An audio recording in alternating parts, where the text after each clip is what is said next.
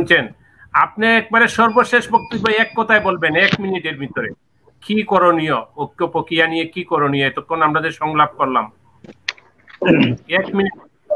আমি এখানে একটি বিষয় আমি সংক্ষেপে শেষ করছি। বিষয়টা হলো আইনুল হুদা সাহেব একটা কথা বলেছেন যে আমাদের ইখতিলাফাতের জায়গায়, বাকি আমরা মুসলমান হিসেবে সবাই ঐক্যবদ্ধ ফিকির করা। আমি এই বিষয়ে আমি এটাই বলেছি যে আমাদের যে ইসলামী আকীদা যেটা, অর্থাৎ আহলে সুন্নাত জামাতের সত্যিকার অর্থে যে আকীদা, এই আকীদাকে সামনে রেখে একটা নীতিমালা তৈরি করে এবং সকল দরবার হোক বা সংগঠন হোক বা সকল জায়গা থেকে এক একজন করে লোক দাওয়াত দিয়ে একটা নীতিমালা সব দরবার থেকে নেওয়া।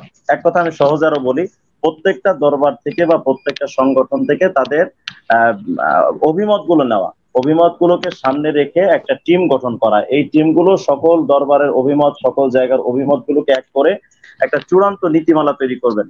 এই নীতিমালাকে সামনে রেখে সকল জায়গায় এটা পাঠিয়ে দেওয়া হবে যে এই নীতিমালার উপর আমরা ঐক্যবদ্ধ হতে চাই।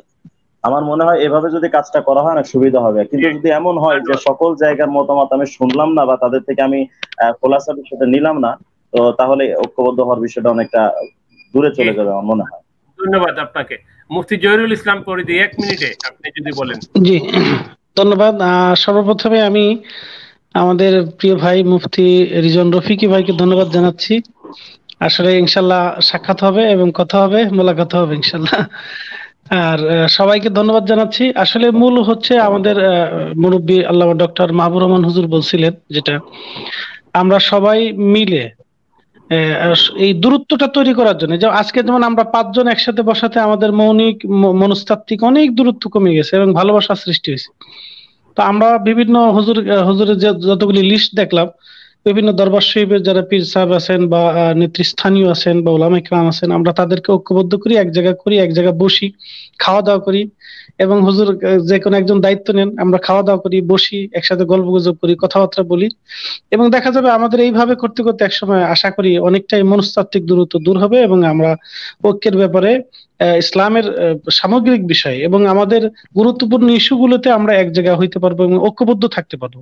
পুরোই মাসালা সেটা আমরা ভিন্নভাবে, সেটা আমাদের মোহতারা মুরব্বী যারা আছেন তারা সমাধান করবেন, কিন্তু গুরুত্বপূর্ণ ইস্যুতে যাতে আমরা এক জায়গায় হইতে পারি এবং ঐক্যবদ্ধ থাকতে পারি, সেজন্য সমস্ত দরবার এবং সমস্ত সংগঠন যারা নেতৃস্থানীয় আছেন আমরা এক জায়গাটা বসা এবং যারা ইয়াং জেনারেশন বক্তা যারা আছে তাদেরকে এক জায়গায় বসানোর একটা ব্যবস্থা যদি করা যায় তাহলে আশা করি আরেকটু ফলপ্রসূ হবে। ধন্যবাদ সবাইকে, আজকে সবাইকে মোবারকবাদ। আসসালামু আলাইকুম রহমতুল্লাহ। পীর সাহেব মুস্তাক ফয়েজি সাহেব আপনি যে বলেন 1 মিনিটে।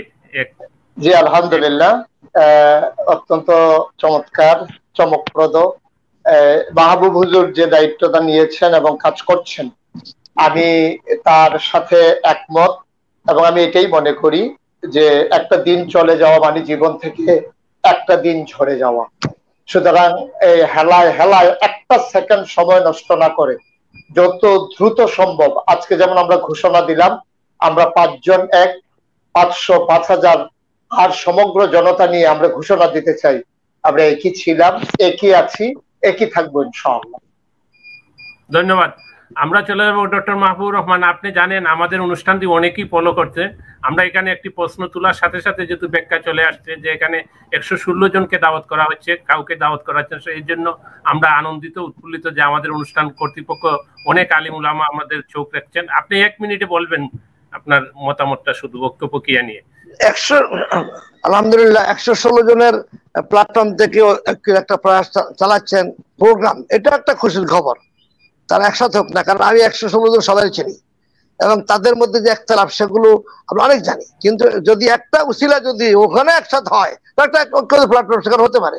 কিন্তু আমি যেটা মনে করি আমাদের রফিক ভাই যেটা বললেন সেটা হলো আমরা সব আলেমকে একসাথে বসায় নীতিমালা করতে পারবো না। আমরা চিন্তা করছি নেতৃস্থানীয় এবং যারা একটু বুঝে আলোচনা আকিদাটা ভালো করে বুঝে এদেরকে নিয়ে একটা নীতিমালা তৈরি করে তারপর আপনাদের সব দরবার দিব যে আপনার মত থাকলে দেন, এর বাইরে কিছু আছে কিনা বা এটা সংযোগ বিয়োজন কি করতে হয় আমরা সবার মতামতই ফাইনাল করব। কিন্তু প্রথমে সবাইকে নিয়ে একসাথে করা যাচ্ছে না। আমি দেখেছি এই একজনের বলে, আমি উদাহরণস্বরূপ বলি, সময় তো নাই, সচিনার হুজুর এক হাতে পানি খাইছে, বুঝলেন, এক হাতে পানি খেয়েছে। এখন একজনের কাছে হুজুর সুন্নত পালন করে নাই, হুজুর 2 হাতে পানি ধরে নাই, বলে ভাই এটা সুন্নতে পালন করেন, আপনি কোন দলিলে বললেন? কারণ আমি কিতাব থেকে খুলে বললাম যে 1 হাতে পানি খাওয়া জায়েজ আছে।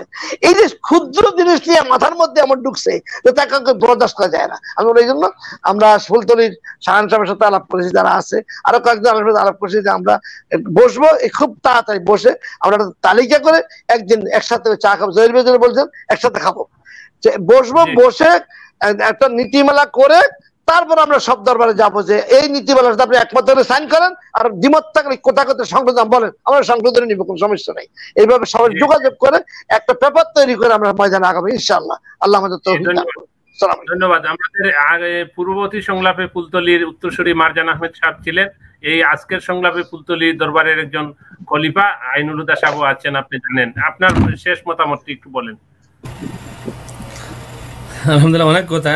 প্রথম কথা হলো যে মুরগি মানিক যারা আছেন তাদেরকে আমরা বলতে চাই আমরা এক, আমরা তাদের এই ষড়যন্ত্র অপতৎপরতার বিরুদ্ধে আমরা সবাই এক, এবং সারা বাংলাদেশের সমস্ত উলামায়ে কেরামের দায়িত্ব নিয়ে আমরা বলতে চাই আমরা এক তাদের বিরুদ্ধে। দ্বিতীয়ত হলো আকীদার ব্যাপারে যদি ওপেন করে দেওয়া হয় যে আপনারা ঠিক করেন, তাইলে কোনোদিন ঐক্য হবে না। আকীদা ফাইনাল করা আছে, যেটা মাহবুব সাহেবের কথায় এসেছে, আকীদা ফাইনাল আছে, ফিকুল আকবার আছে, তাহাউইয়া আছে, নাসাফিয়া আছে, এই আকীদা। যদি এই রাস্তায় খুলেন আকীদা, তাইলে কতজন নতুন নতুন আকীদা বানাবেন। হ্যাঁ, কিছু মূলনীতি থাকবে আকীদার বাইরে, সেগুলো ঠিক করেন। কিছু মূলনীতি যে আমরা কি করে এক হয়ে চলবো, যেমন আমরা প্রকাশ্যে কাউকে কাফির বলবো না, আমরা কেউ যদি ভুল করে আমরা ভুল শুধরানোর জন্য এই পথ আছে, আমাদের অথরিটি থাকবে, যেটা বাংলাদেশে নাই, অথরিটি থাকবে। ইয়েমেনে হাবিব বিন হাফিজ কত উচ্চমানের আলিম, আপনারা যারা চেনেন না জানেন না, তার মসজিদে জুমা হয় না।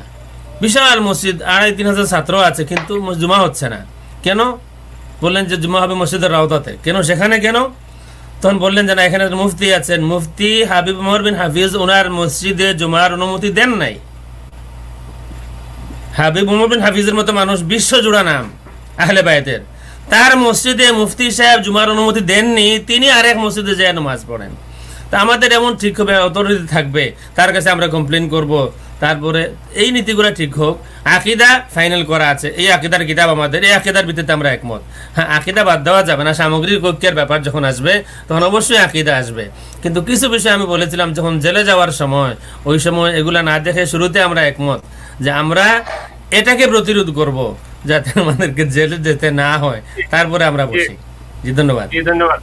ধন্যবাদ সবাইকে। আজকের অনুষ্ঠান এখানে সমাপ্ত করতে হচ্ছে। আমরা জানি যে সব গণনা সব মসলকের আলিম উলামা নিয়ে আমাদের সংলাপ অব্যাহত থাকবে, এবং আমরা চাই আলিমদের মধ্যে একটি নাস্তিক বিরোধী একটি ঐক্য গড়ে উঠুক।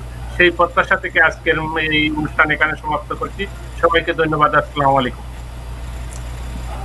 ওয়ালাইকুম আসসালাম ওয়া রাহমাতুল্লাহ। আসসালামু আলাইকুম।